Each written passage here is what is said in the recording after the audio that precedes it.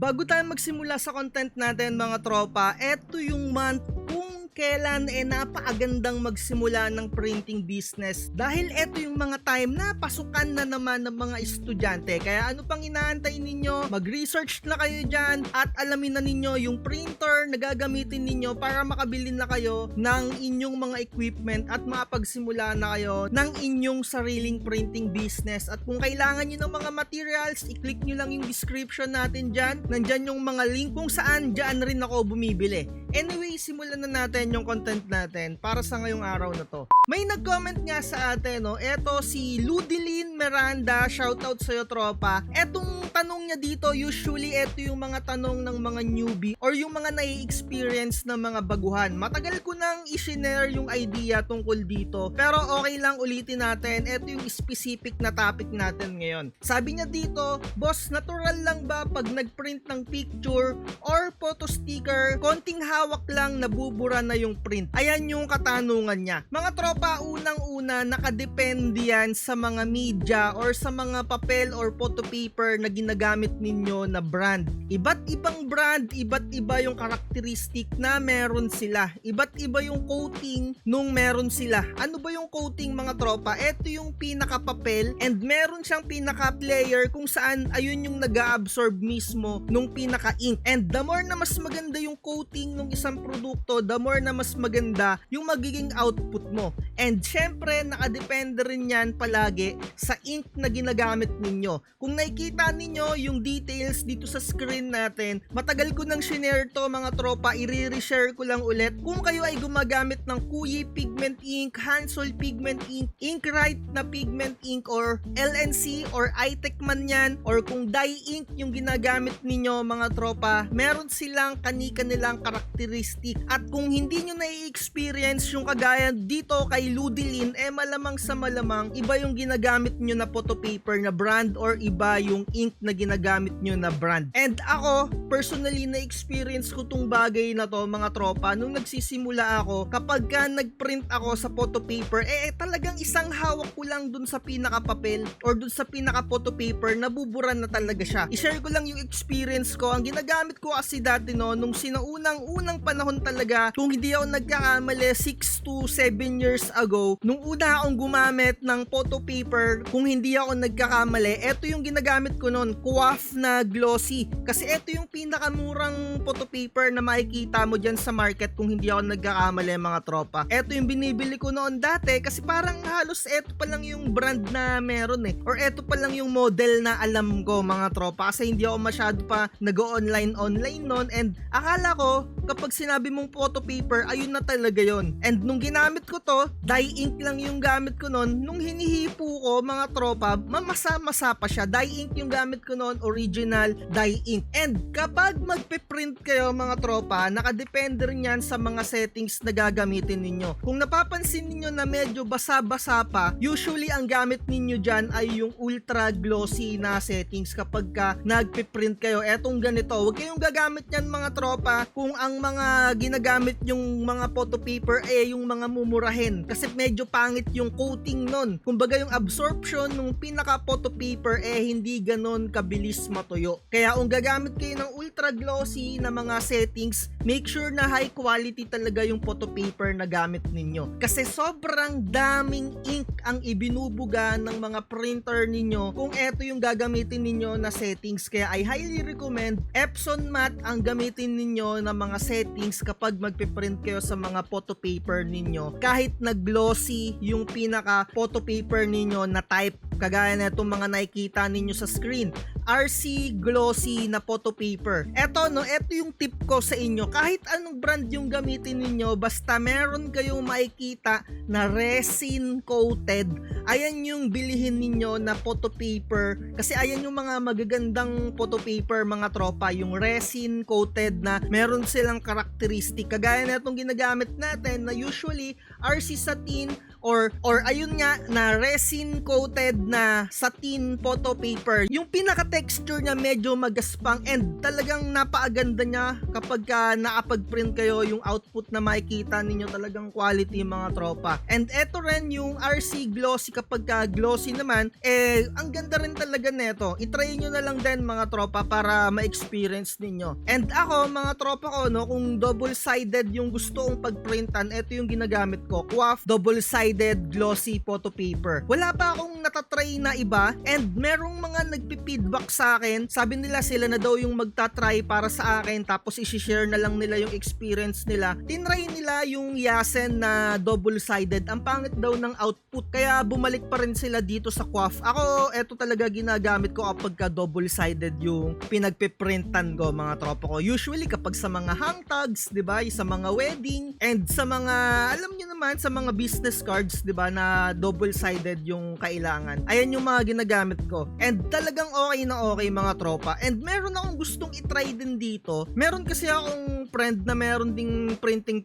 din siya. Eto maganda rin daw to yung Fujifilm pero personally hindi ko pa natatry to. Sa susunod itatry natin to, bibili ako para matry natin syempre.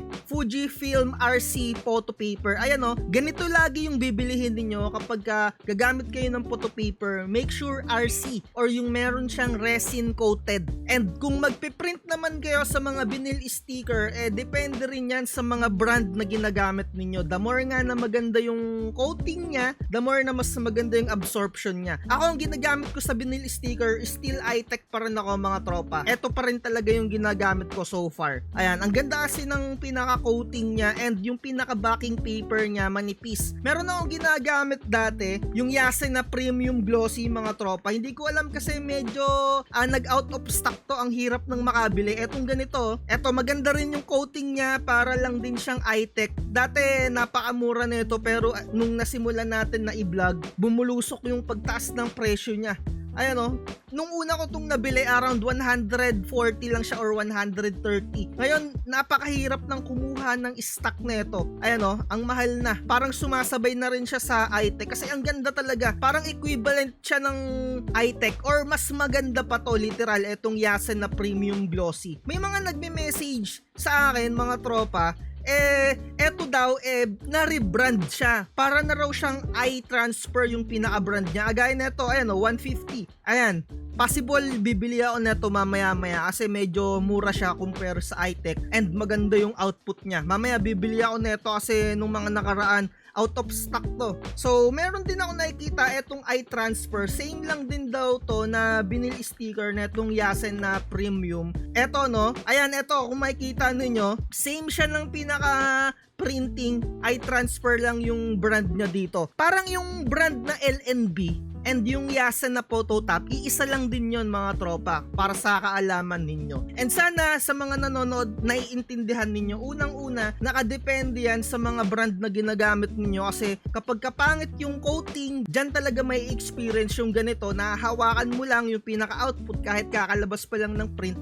mabubura. Lalong-lalo na kapag ang ginagamit nyo yung mga Inkrite, eto. Kasi yung mga kuyiren na mga brand, dumudulas siya sa mga glossy type na photo paper, 'di ba? So eto basahin lang natin saglit etong kuyi, pangit ng black, hindi madaling matuyo sa mga photo paper. Ayan yung mga karakteristik niya. Bawat brand meron siyang iba't ibang karakteristik and also hindi siya black na black. Magenta nila pangit din, yung kulay malakas makaklag. Ayan yung mga experience dyan. And eto naman sa Hansol Black version 2 nila, mabilis matuyo, iba ang viscosity, perfect siya kung lagi kang nagpiprint sa mga photo paper. And eto ginagamit ko sa printer ko, Epson 805 Hansol Pigment Ink. Okay na okay yung output kahit pagkalabas niya sa pinaka-printer, kahit hawakan mo hindi siya basa, as in tuyo na. Eto, nagpiprint ako ngayon ng sticker and iTech pa rin yung ginagamit ko. Yun nga lang, medyo downside dito sa Hansol, medyo tumataas yung pressure niya sa ngayon. Ayun ang napapansin ko. And sa Inkrite, eto, accurate and vibrant yung kulay niya to talaga. And advantage din niya, hindi ka makaklagan ng head vibrant and accurate. Pero yung pagka-accuracy niya, hindi naman yan 100% eh. Meron pa rin yan mga color correction, hindi siya ganun ka-perfect or ka-accurate. Parang sabihin natin, 80 to 90% yung pagka-accurate neto ni Inkrite na ink na yan. And eto, disadvantage din niya, medyo mahal and prone yung black sa pag-smudge. Hindi mabilis kumapit sa mga photo papers and vinyls. Ayan, yan yung mga karakteristik niya. And eto, yung LNC, napakaganda ng black, itim na itim, also mura like Kuyi, hindi rin nagka-clog, kaso like Inkrite and Kuyi, nag-smudge sa mga photo paper at hindi madaling matuyo. Ayan yan. Kaya nagkakaroon tayo ng mga curing time, mga tropa, kung matagal matuyo yung inyong mga ink.